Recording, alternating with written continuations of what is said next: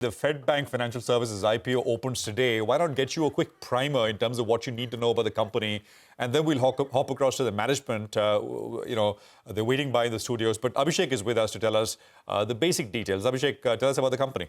Fedbank is the issue is opening on 22nd, that is today, closes on 24th. Price band is around 133 to 140 rupees per share. The IPO size is between 1,067 to 1,092 crores. A fresh issue is about 600 crore and the rest is offer for sale. The expected market cap could be around 4,880 crore and to a band of 5,106 crore. Valuation based on Q1 FY24 numbers and the post money that they get from IPO, the price to book value will be at 2.4 times at the lower end and 2.5 times at the upper end. If you take a look, the closest peer available is SBFC Finance. So the net interest margin, return ratios and capital adequacy ratio of Fedbank is actually lower than SBFC Finance. The asset quality of Fedbank, however, is much better than SBFC Finance. And in terms of price to book value, SBFC Finance is actually on the higher side at 3.7 times, while price to book value of Fedbank is around 2.5 times. SWOT analysis in terms of strength, the cost of fund is one of the lowest in the industry, and small ticket LAP is the flagship product of the company. In terms of weakness, despite one-third of the book in secured portfolio like gold, RWA, that is risk weight to AUM, is at a very high ratio of 92%. Now, regular instances of frauds are there every year. Operating inefficiency is seen as cost to income ratio is on the higher side at 60% around, and write-offs have been high, which have been aiding the asset quality over the last few years. In terms of opportunities, MSME sector provides a huge potential for them to grow. There is a huge demand-supply gap in the MSME segment. The threat is that the directors have interest in similar line of business, and there is no proper marketing of products that is being seen over here. Back to you. I'm sure that the management would like to push back on a lot of what you're saying in terms of especially, the weaknesses and threats. So let's do that. Anil Kothuri is Managing Director and Chief Executive Officer at Fedbank Financial Services. Is with us here in our studios. Anil, great to have you with us here. Thank you very much for making it. Thanks for having me. And congratulations, the IPO is coming out. And, we'll give you the opportunity to respond to some of what analysts are pointing out as weaknesses. But there are strengths on the other side as well. But let's just get a basic rundown from you. Which is the most important segment for you in terms of lending? Where do you get your money from? Which is, of course, raw material, capital for you. Let's just start there, get the ball rolling. Sure. Now, Fedfina was incorporated to serve the small self-employed customer. Okay? Our mission is to empower emerging India with easy access to loans. Now, we believe that the small self-employed customer in India is hugely underserved. Only 20% of the demand is catered to, and the rest just goes a-begging. So it is this huge opportunity that we are here to serve. Now, we believe that we have all the ingredients to cater to this segment. Okay? We are a subsidiary of Federal Bank that gives us access to a very low cost of borrowing. Last year, we were rated AA minus, and despite that, our cost of borrowing was better than a lot of AA plus kind of companies. We have a phygital distribution model, a branch network of 584 branches across 17 states in the country. We serve the customer through three kinds of broad products: gold loans, mortgage loans, and some unsecured loans. So we are a small self-employed individuals lender, and we cater to the small self-employed customer. Thank you for joining us, by the way, in the studio. Happy to have you here. Can you tell us a little bit about what the growth rates for the business could look like? This whole MSME space, SME space, over the next couple of years for your business, what would the growth look like? And between gold and SME, where do you see higher traction? So the MSME segment is getting created as we speak. Okay? Out of a total of about 6 lakh crore of loan against property, the MSME segment, or the segment that does not have proof of income to evidence by pieces of paper, is only 20,000 crore rupees.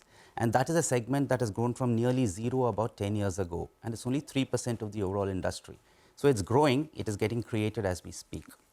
Over the past 3 years, we've been growing at a compounded 37% in terms of AUM, whereas our profit has been virtually doubling every year. We were at 60 crores 2 years ago. Last year, we were at 180 crore rupees.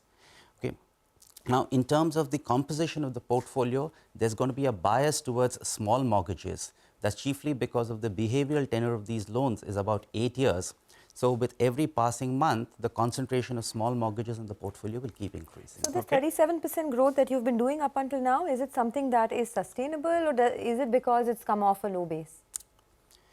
Well, given the large branch network that we have, and our branch network has multiplied 5 times in 5 years, okay, and the number of people that we've onboarded, we believe that we have all the ingredients to sustain this level of growth. All right, good to meet you, Anil, and congratulations on this IPO. We'll be interacting more often post-listing.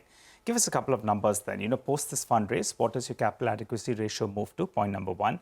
And since you mentioned in your introduction itself that you'll have access to low-cost funds, your NIMs, can they improve further from here on, or do you think they stabilize around these levels? All right.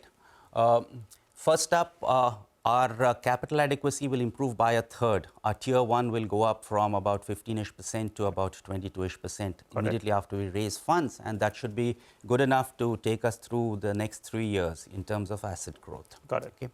Now, we are focused on having good risk-adjusted yields, high spreads. Okay? Our total revenues as a percentage of our AUM are consistently between the 9 to 10% mark. Okay? Our NIMs, obviously post the capital raise will improve as you have more capital funding your book as opposed to debt. Yeah. Yes. You want to give us a quantum by how much it can improve? What is the comfortable NIM level you'll be looking at, the rough range? Yeah, for the quarter ended June, we were at about 2.3%, and through a combination of increased capital and increased operational efficiency, we should inch to the 3% mark. Anil, just to talk about the unsecured bit, which you spoke about, how much is that as a percentage of total AUM? That's about 14% of the total AUM at this point in time. And is the growth rate there been much faster? Obviously, because it's a smaller segment as well. But that's something we've seen with NBFCs across the board. I'm just asking in light of course, what the RBI said last week. Sure.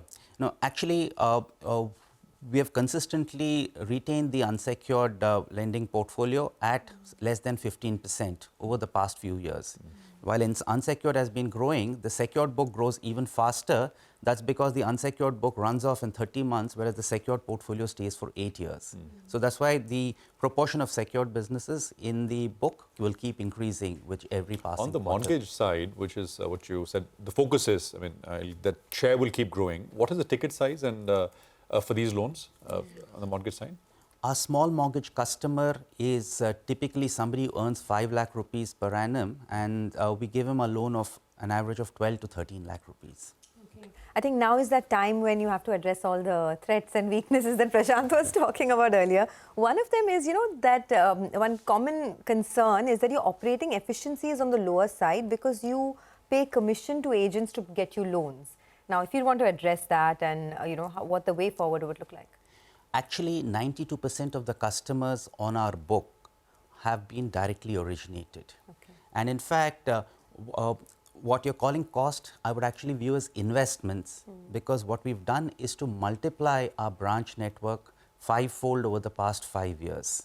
Okay? And we've gone through a transformative period of growth. Now, all this investment is going to pay off in future in the form of operating leverage. All these branches will keep building businesses. The AUM per branch will keep increasing, but the cost per branch will not increase in the same proportion. So therefore, what we've invested in the past is actually ammunition for growth and returns in the future. So can you give us some numbers? What is the cost per branch, say now, currently? And how since you're saying you're in an investment phase, how much could it rise before it, sort of reduces? So actually the cost per branch will stay reasonably constant. That's because, the premise is there, the people are there, the systems are there.